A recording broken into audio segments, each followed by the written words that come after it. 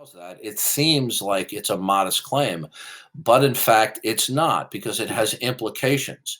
If we truly do not know, if nobody knows about the afterlife, then those religions, for example, Christianity, that dogmatically state that we do know by revelation from God what takes place after we die, then that would make Christianity false. So, unless you're prepared to defend the falsity of Christianity, you're going to have to retract your first statement. I was giving hypotheticals. I was just giving a hypothetical. If we don't factually know what happens after we die. Factually. Is that an assertion? Facts. Is that an assertion? Yeah. What if it is? Well, if you are asserting that no one can and does know what takes place after we die, then what follows from that is that then the doctrine of the afterlife in Christianity is false. If that is false, then Christianity itself is false. Can you defend the falsity of Christianity then? Why do I need to if I'm not Christian? Because if Christianity is not necessarily false, then your statement that no one knows is not necessarily true. So you're taking in as the doctrine of Christianity of the doctrine of afterlife in Christianity as a fact? Is that what you're saying? You're not understanding. Okay, if you're going to dogmatically assert that nobody knows what takes place after we die, okay, are you asserting, in fact, nobody can and does know what takes place after we die? Is that your position? Yes. Okay. Well, what follows from that is that the authoritative dogmatic declarations of the afterlife, which is a part of the Christian worldview, would therefore then be false. If those doctrines are false, because the Christian doctrines are that we do know by an infallible revelation from God what will take place after we die, then if your statement is true, then it follows that Christianity is false. Is Christianity necessarily false then? That's not my debate. I don't. Well, you're not understanding, because if you are undecided about whether Christianity is false or not, then that means that your statement therefore is not necessarily true. It doesn't make it so it's necessarily false either. You haven't given any reason. You're not. I mean, I was a bit reticent to engage with you because I don't think that you're capable of understanding the predicament that you're in. Okay? Yeah. Don't talk to King Darth like that. Right. What are you talking about? So if your statement is true, then it follows from your statement that Christianity is false. So I will ask you, is Christianity false? Sure, why not? Okay, can you defend Let's go. that? That's what you should have said. Let's go. Are we debating? I don't have to defend it if we're not debating. That's what I'm asking. No, you're not understanding. Just debate. Either you know Christianity is false or you don't know. In the case that Christianity might be true from your perspective, if Christianity is true and you don't defend the falsity of Christianity, then your statement that nobody knows the afterlife is not necessarily true. If your statement is necessarily true that nobody knows, then it follows that Christianity is false. Can you then defend that Christianity is false? No, that's not my debate. You're not understanding. I've explained. Why are you over talking me? I've explained this to you. Listen carefully. I've explained the issue to you twice. Obviously, you're not understanding your mistake. Okay. Can I clarify this right now? I was not giving a strict answer to what you were asking because I do not know if you're trying to push on forward to what you were trying to prove here.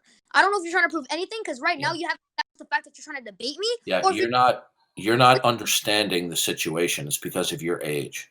No, okay. I understand. I understand the situation. Age is Darth. Shut up. Some of the greatest debaters are like 13. That's some bullshit. So do you think he understands what I'm saying to him? He clearly does not. Darth, here, let me say this. I understand that if I can defend if Christianity is true or false, then that would be contradictory to my claim. I understand that, right? All right. No. Okay. Lee, see this as separately from the debate you were having with. Let me explain this one more time to you. Just defend it. If from your point of view, if Christianity is not necessarily false, then it's an open question whether it's true or not. Then it means if it's an open question, in the case that it would be true, if Christianity is true, then your statement about the afterlife would be false. Yeah. So in order for you to maintain your statement, you would have to falsify Christianity, because if you don't, listen carefully, if you don't falsify Christianity and it's an open question, then your statement is not necessarily true, unless you had another rational grounds to assert that nobody can know the afterlife. Okay. Okay. Why do you think? Yep. Wait. So That's the Big's thing. gonna jump in here. So why do you think Christianity? He doesn't. Why is it true? Yeah. Why is it true? Well, first and foremost is because God has revealed himself in natural and special revelation. That revelation is self-authenticating and self-attesting for two reasons.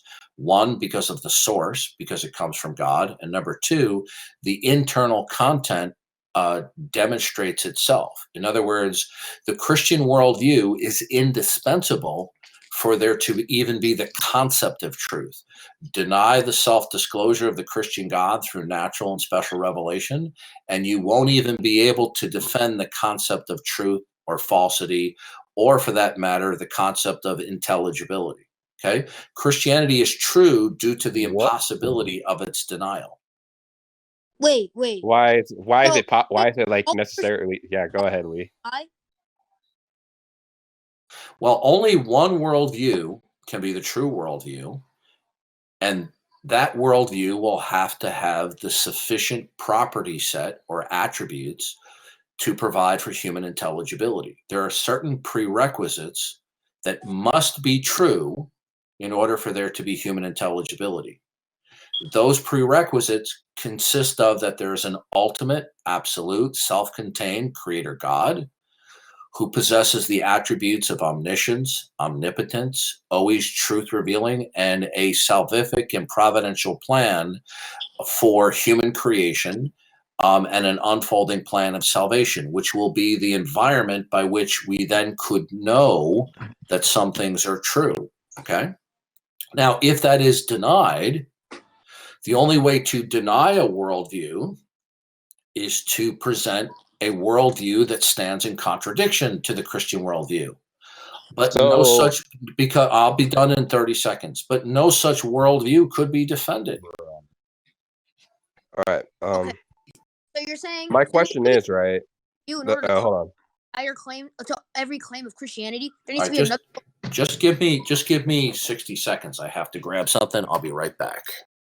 Okay. Well, I'd like to chime in. I'm not gonna lie. Chime in and talk to him. Nah, shut up. Lee. If you take on this nigga, okay, and if you beat his ass, that's better feat than you beat him. No, hold on, Lee, actually engage him on the topic. Lee, just in chat, engage him on the topic. Okay? Yeah, Lee, drop your debate with me, and you know what? We could jump in, man. I don't care. Screw it. No, don't jump. No. I heard Darth is a terrible person, so it's fine. So it's no, fine. don't jump him. Don't jump him. No, bad Wait a minute. You heard that I'm a terrible person? Yes, I did. Yes, I did. I heard from a couple other debates, big dog. All right, Tigger the Spirit got disconnected. Are you familiar with the quote that says, "Don't believe everything you read on the internet" by Abraham Lincoln? Do you ever read that quote? Don't believe everything you see on the interwebs, guys. Please don't. All right. Shut up. All right. Anyway, yo, Darth Dawkins, do you want to debate about Christianity? Sure.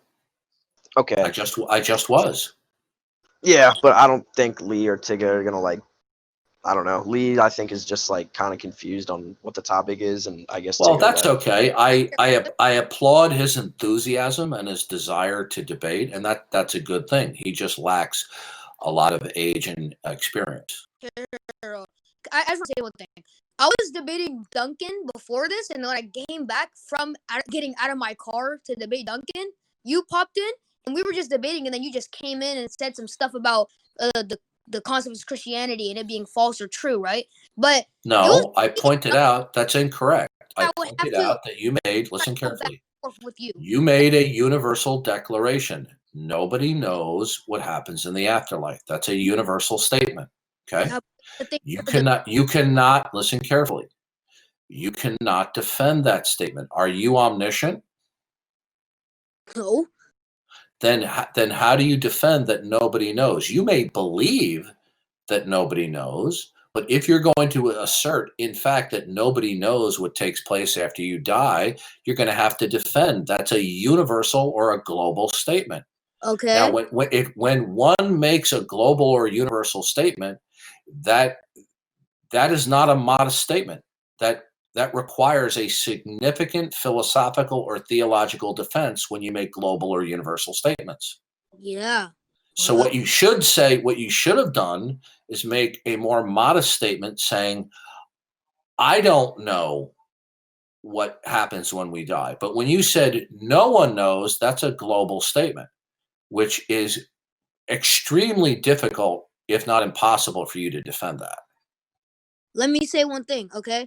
I get everything that you're saying right now, okay? I don't want you to be misconcepting something because of my age. That's not it. I understand all the points that you're making. I just didn't understand why you spoke up in the first place when it was a debate with me and Duncan, and the fact that you were trying to proceed on to questioning me on certain topics that I wasn't even debating for, which is kind of out of place because I was debating Duncan. You came in here talking about the concept of religion and Christianity and if it was true or false, right? But if Duncan were to say something like that, I would have to on the spot try to contradict it, right? But then you came in here, I didn't even know what you were trying to say, right? So I was not really giving you straight answers because I wasn't debating you. I didn't think I had to debate you. I was not hearing you debating. I was hearing you give a commentary about karma and reincarnation.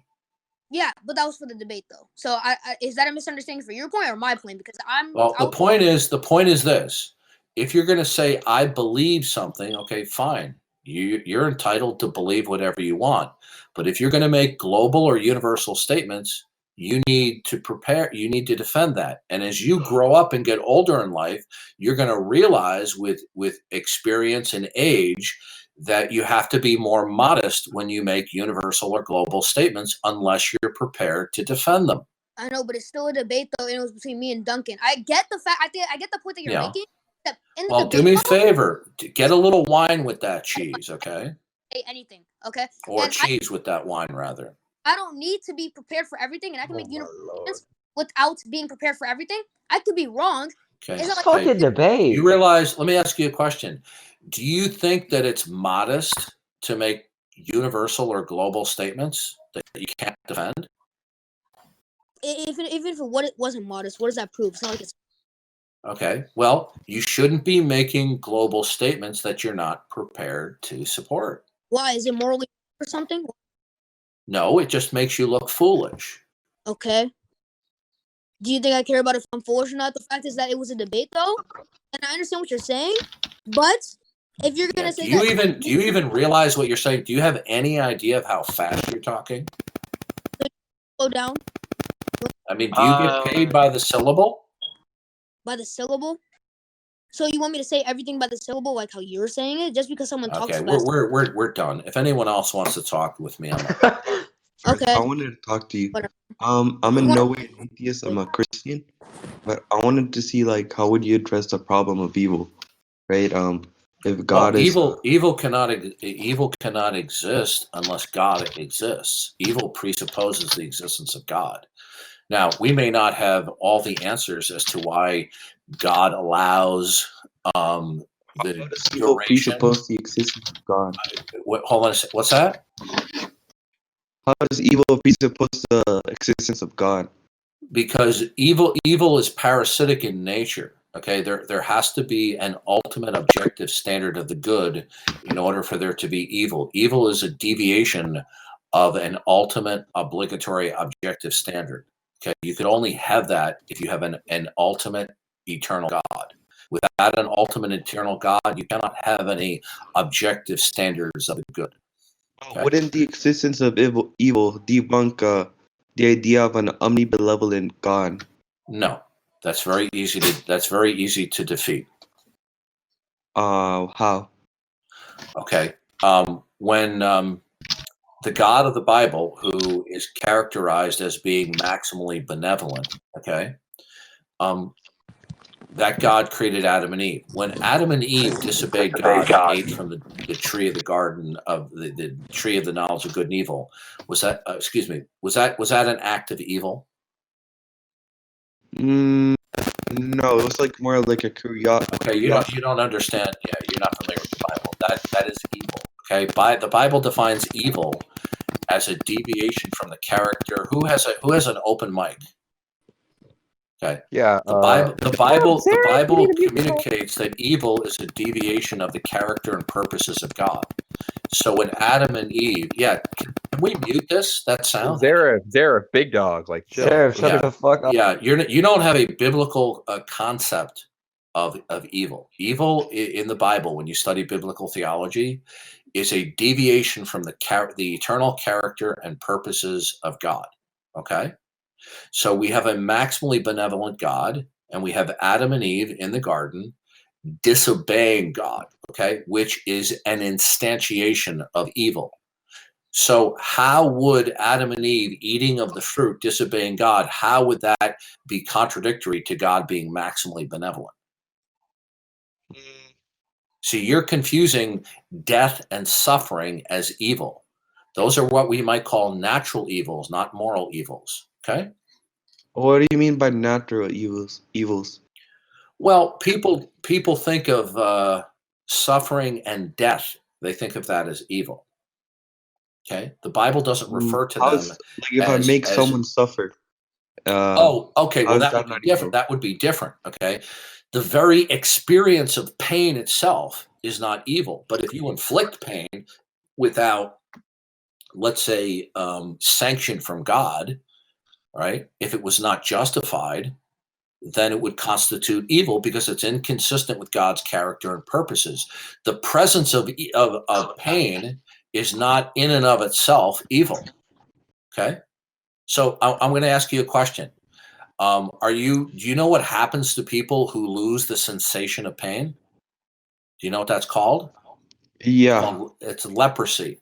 And what happens is they start to deform their face, their fingers, because they injure themselves because they can no longer feel pain.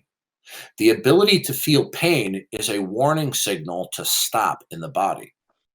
So what you're going to have to do is you're going to have to say, well, not all pain is evil, only the more extreme forms. And then you're going to get into challenging the purposes and wisdom of God of allowing certain types of suffering, the intensity and the duration.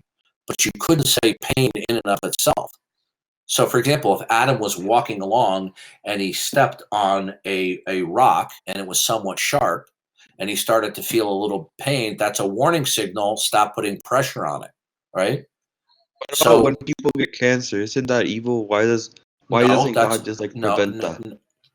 Why doesn't God prevent that? Because God instituted God instituted death as a portal by which we could have our sins forgiven. Okay, so death is a temporal judgment from God. Now, it's God's prerogative to begin life and end life anytime He sees fit. It's not my prerogative because I'm not the creator. He is. And if we say, well, God says, do as I say, not as I do, then you're making a category error. So there's two kinds of arguments of evil against the existence of God. There's the logical problem of evil, then there's the evidential problem of evil. There's no logical inconsistency between the existence of God and a moral, or we should say natural evil, such as death or suffering. But you'll probably be thinking of the evidential problem, that in some way that a maximally benevolent God would not prevent evil. And that's just speculation. Maybe it's the case that a world where God allows a certain degree of suffering will motivate more people through the course of human history to turn to God for salvation than would otherwise have voluntarily done. So, like, for example, like evil, like Jesus dying on the cross, that would be an example of like Yeah, evil that's a making people. yeah, that's a very good point. At the moment that Jesus' disciples and his family members witnessed the Romans brutally beating Jesus, they did not understand the incarnation or the substitutionary atonement at that time. So when they witnessed Jesus' brutal torture and his brutal execution, they were totally blown out of the water. Everything that they thought about Jesus was now turned over because they thought he was the promised Messiah. Because there were two prophecies in the Old Testament. There was one of the suffering servant as the Messiah and also as the reigning king. But you see, they focused on the reigning king, but they didn't focus on the suffering servant part. And what they didn't realize is that Jesus in his first coming would be the suffering servant, and in his second coming, he will be the reigning king. But when they saw him being executed, they were probably totally bewildered to themselves, saying, why would a loving and benevolent God allow his prophet or Messiah Jesus to die? Some of them probably said to themselves, I can't imagine any good reason why God would allow such a perfect person to die.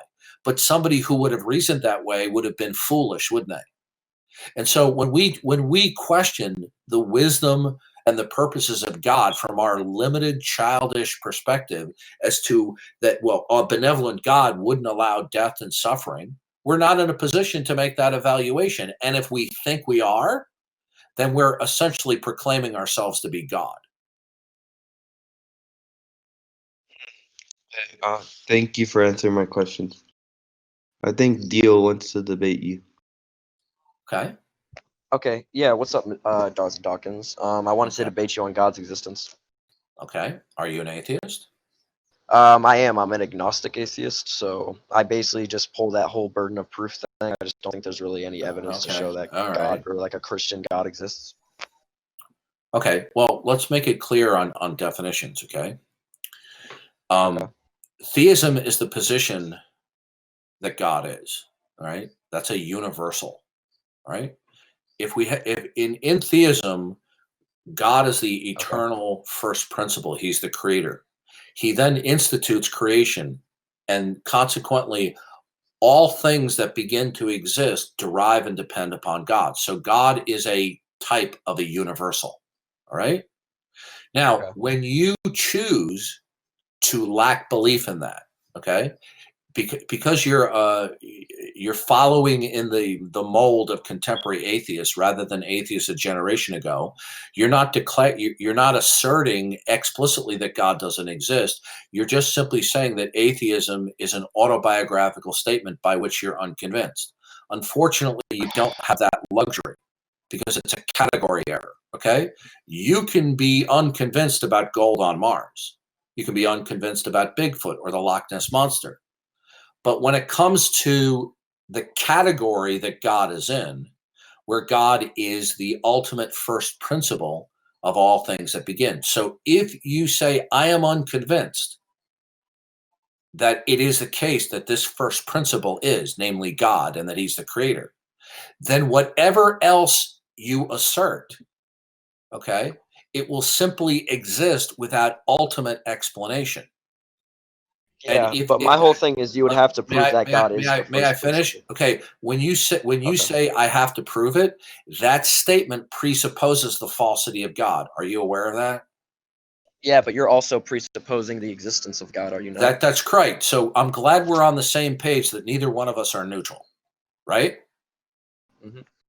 Now, God has proven his existence through all facts. The Bible says, ever since the beginning of the creation of the world, God's eternal properties have been seen through what has been made so that men are without excuse. What that means is that all facts together, not just some facts, but all facts are indicative of God, including our ability to rationally have acquisition of those facts.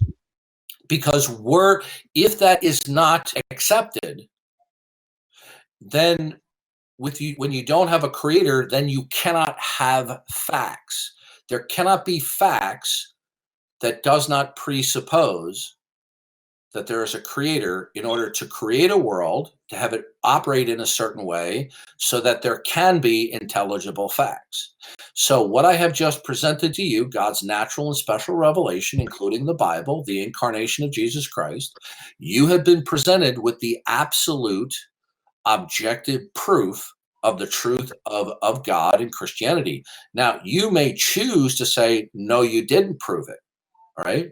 But if you respond that way, that is an implicit counterclaim.